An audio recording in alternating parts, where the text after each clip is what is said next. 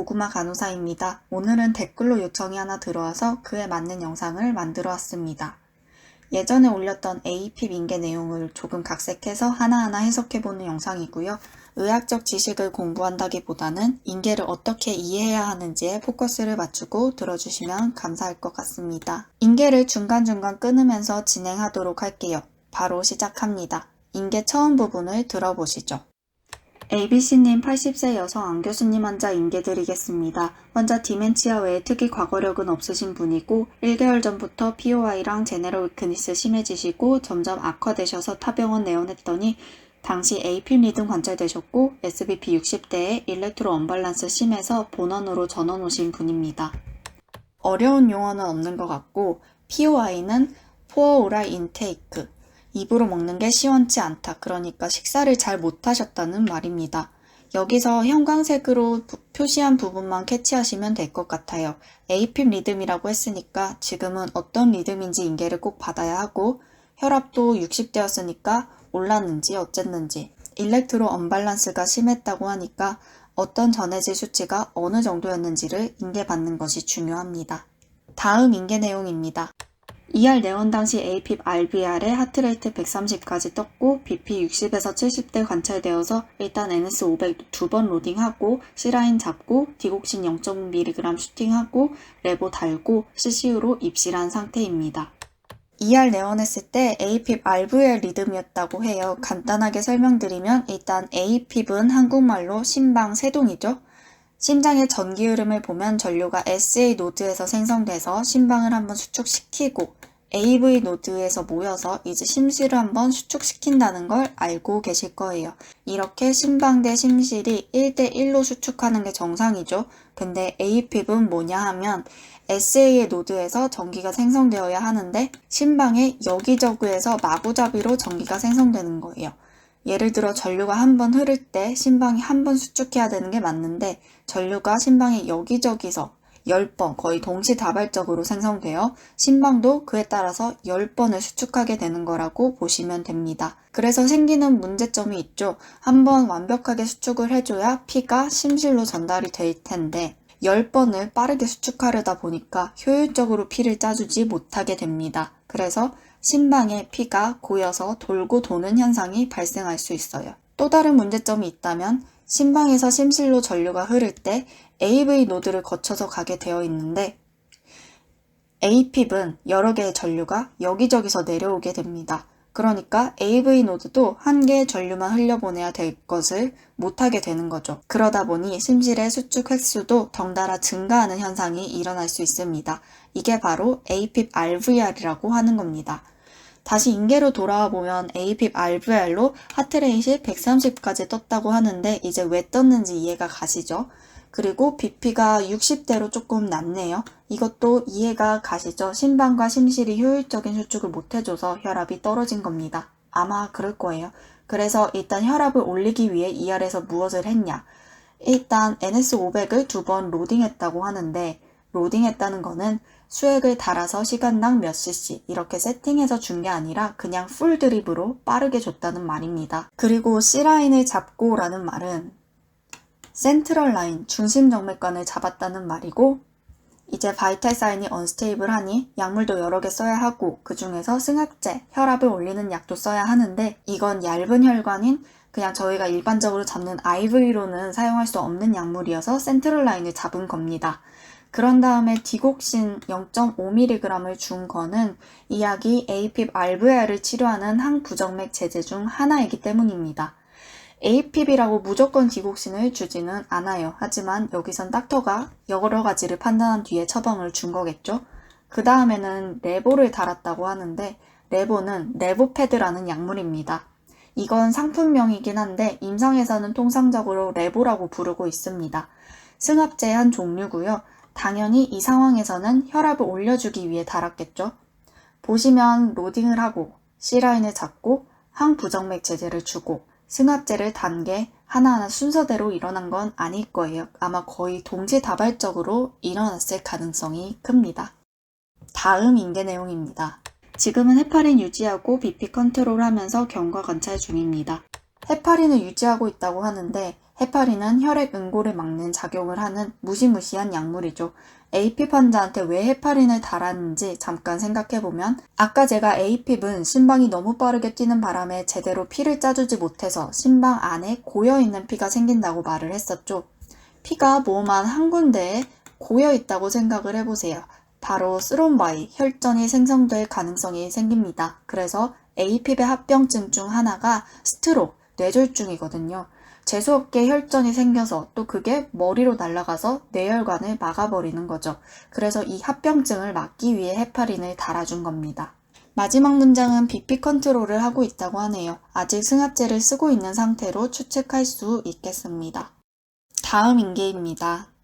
환자 여전히 APIP 보이고 있고 하트레이트는 100에서 110대 관찰되고 PVC 간간히 보이고 있습니다. BP는 민BP 타겟 70 이상 봐주시면 되고요. 70 이상일 때 30분마다 레보 1씩 테이퍼링 해주시면 되고 지금은 잘 유지돼서 레보 10에서 7까지 테이퍼링해서 넘겨드려요. 여기서 노란색 형광펜으로 칠해둔 부분은 환자의 현 상태이고 초록색은 이제 인계받고 나서 제가 환자한테 해줘야 하는 사항입니다. 리듬은 여전히 APIP이고 그래도 하트레이트는 처음 ER 도착 당시보단 조금 떨어져 있습니다. PVC라는 건 프리매처 벤트리큘러 컨트랙션으로 부정맥의 종류 중 하나인데 이것도 원인이 여러 가지가 있지만 인계 처음을 떠올려 보시면 일렉트로 언밸런스가 심했던 분이라고 하니까 아마 전해질 수치 때문이 아닐까라는 생각을 해볼 수 있습니다. 민BP 타겟 70 이상이라고 하는 건 민 아테리얼 프레저, 평균 동맥압을 70 이상으로 유지해달라는 뜻이고 이제 70 이상일 때 30분마다 레보 1씩 테이퍼링 해달라는 말은 민BP가 70 이상 30분간 잘 유지되면 아까 ER에서 달고 왔던 레보라는 승합제를 30분마다 1cc씩 줄여달라는 말입니다. 1cc씩 줄이라는 말은 저희가 사용하는 약물 주입 펌프의 세팅 값을 말하는 겁니다. 여기서 알고 계시면 좋은 게 이 레보라는 약물은 환자의 몸무게에 따라 계산돼서 사용하는 약물이거든요. 그래서 단위를 보면 마이크로그램 퍼 킬로그램 퍼 민, 분당 킬로그램당 마이크로그램으로 표시가 돼요. 그러니까 엄밀히 말하자면 테이퍼링을 할 때 기준은 아까 말했던 약물 주입 펌프의 세팅 값을 시간당 1cc씩 테이퍼링 하라는 것보다는 시간당 0.02 마이크로그램을 테이퍼링 해달라는 게 더 정확한 오더겠죠? 다음 인계를 보겠습니다. RR은 괜찮고 환자 ER 도착 당시 SpO2 94 관찰돼서 현재 낮아 2리터 어플라이하고 SpO2 98 정도 유지되는 상태이고요. 체온은 CCU 도착 당시 38도여서 컬처 진행했고 안티는 타조 들어가고 있는 중이고 1시간 전에 타이레놀 2T 투여된 상태입니다. RR, Respiratory Rate, 분당 호흡수죠. 괜찮다는 걸 보니 정상 범위이겠고 ER 도착 당시 환자의 산소 포화도 수치가 94였대요. 그래서 나잘 캐뉼라 2리터 퍼민을 어플라이하고 SpO2는 98까지 올라서 잘 유지되고 있다는 말이죠. 이거는 쉽습니다. 그리고 체온이 38도여갖고 컬처를 진행했다고 합니다.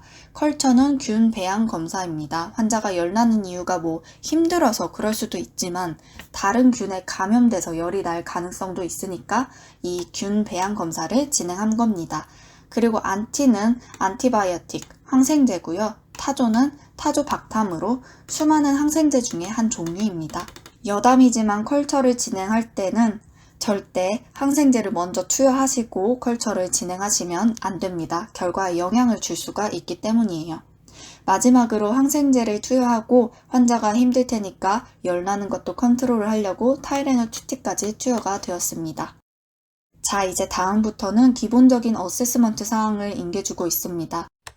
멘탈은 간단한 의사소통 다 잘 되는 상태인데 디멘치아 때문에 오리엔테이션은 없으시고 양쪽 표필은 2mm 프롬프트하고 사지 모터는 그레이드 4 정도입니다. 환자 입으로 식사 잘 못하셔서 컴비에 후르트만 타미풀 믹스해서 20으로 달아놓은 상태입니다. 보시면 뉴로 쪽을 먼저 인계를 주고 있어요. 아까 환자가 디멘치아가 있다고 했잖아요. 그래서 진압력은 없지만 의사소통은 가능하다고 하고 있고 동공과 관련된 정보, 그리고 환자의 모터 정보도 같이 주고 있습니다.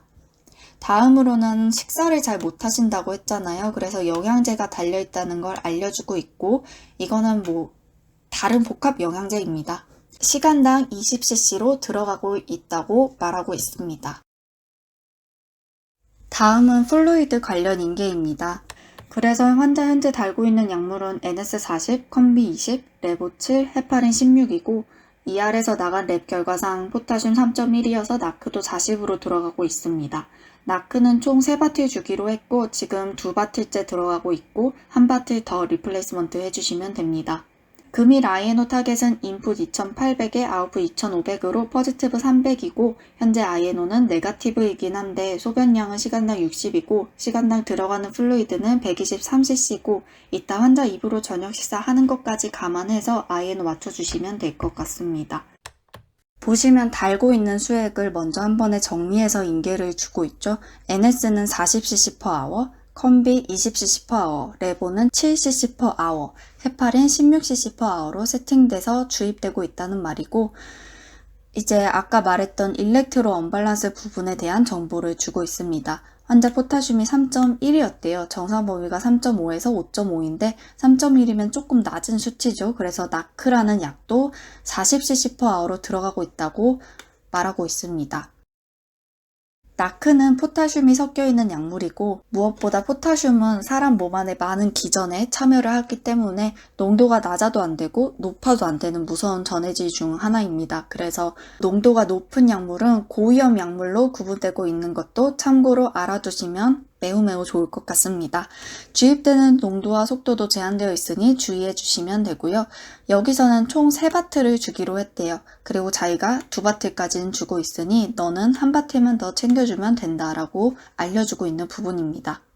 마지막 문장은 금일 아이에노 타겟, 그러니까 오늘 총 주입되는 수액, 인풋의 상한선은 2800이다 라고 말하고 있고 아웃풋은 소변량이겠죠. 2500cc로 맞춰달라고 하고 있습니다.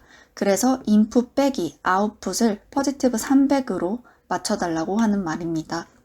현재 아이에노는 근데 네거티브래요. 하지만 자기가 계산을 해보니 시간당 소변이 60cc고 시간당 들어가는 플루이드는 123cc이고 이따 환자가 입으로 저녁 식사하는 것까지 카운트 될 걸 감안해서 아이에노를 잘 맞춰달라고 하고 있는 부분입니다. 다음은 랩 관련 부분입니다.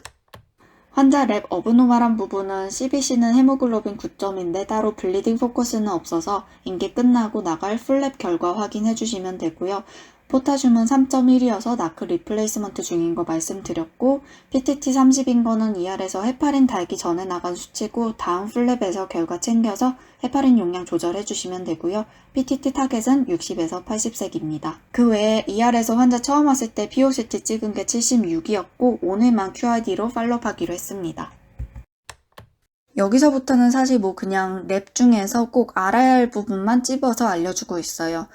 헤모글로빈은 9점대로 조금 낮긴 한데 출혈 양상도 없으니 일단 다음 CBC를 한 번 더 팔로우해서 비교해보자는 말을 하고 있고요. 포타슘 3.1은 아까 말했다고 하고 있고 PTT, 이건 Partial Thromboplastin Time이라고 하는 건데 아까 저희가 헤파린을 달았잖아요. 이 헤파린의 용량은 PTT를 보고 결정을 해야 되는데 우리의 목표 PTT 타겟은 지금 60에서 80색이고 지금 나와 있는 이 결과는 헤파린을 쓰기 전 결과이니 다음 랩 결과를 챙겨달라고 말을 하고 있습니다. 마지막 문장은 환자의 주증상 중 하나가 식사를 못하는 거여서 ER에서 POCT를 찍고 왔나봐요. 그게 76이었고 특별하게 당뇨가 있는 환자는 아니었잖아요. 그래서 혹시 모르니까 오늘만 POCT를 QID로 팔로우하기로 했다라고 말하고 있습니다. 다음은 수액 외에 투여되는 약물을 인계주고 있습니다.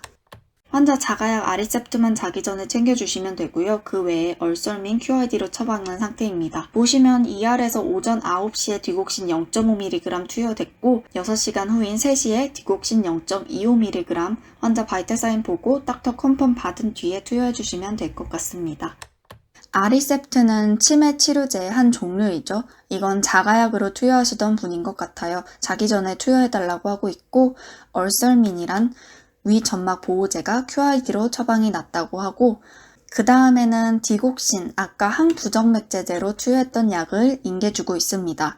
보시면 오전 9시에 0.5mg이 투여되었으니 6시간 후인 오후 3시에 디곡신 0.25mg을 환자 바이탈 체크 후 컨펌 받은 후 투여해달라고 하고 있습니다. 디곡신이란 약은 찾아보시면 디지털라이제이션 프로토콜이라고 해서 환자에게 디곡신을 몇 미리그램 몇 시간 간격으로 투여하라는 그런 프로토콜이 있어요. 그걸 기반으로 처방이 난 걸 테고 아무리 그래도 프로토콜이긴 하지만 투여 직전에 환자 바이탈 사인 상태를 보고 문제가 있으면 노티를 해서 컨펌을 받은 뒤에 투여를 할지 말지 결정하라는 그런 인계 내용입니다. 마지막으로 기타 사항을 인계주고 있습니다. 환자 라이트 주굴러 C라인, 랩트 라디알에 A라인 갖고 있고 삽입 부위 다 깨끗하고요. 라이트 암에 20게이지 하나 더 갖고 있고 폴리도 갖고 있는 상태입니다. 낙상 중위험에 욕창 없고 통증 따로 없습니다. 보호자분 연락처 적어놨고 혹시나 밤에 환자분 이리타블해지시면 보호자분에게 연락이 갈 수도 있다고 설명해둔 상태이고 억제제 동의서는 미리 받아둔 상태입니다. 먼저 환자가 갖고 있는 관들을 쭉 설명해주고 있고 그 다음에 낙상, 욕창, 통증 상태를 인계주고 있습니다. 마지막에는 환자 혹시나 밤에 딜리리움이 와서 이리터블해질 수도 있고 통제가 안 될 가능성도 있으니 보호자분에게 그런 상황을 미리 설명했다는 말과 함께 혹시 제어가 안 되면 사용하게 될 억제제도 동의서를 미리 받아둔 상태라고 인계를 주고 있습니다. 인계 잘 들으셨나요? 제가 댓글을 보고 어느 부분이 이해가 안 됐을까라고 생각해보면서 하나하나 다 집어서 설명을 해봤습니다. 아무쪼록 일할 때 도움이 되셨으면 하는 바람입니다. 그럼 오늘도 좋은 하루 보내시기 바랍니다.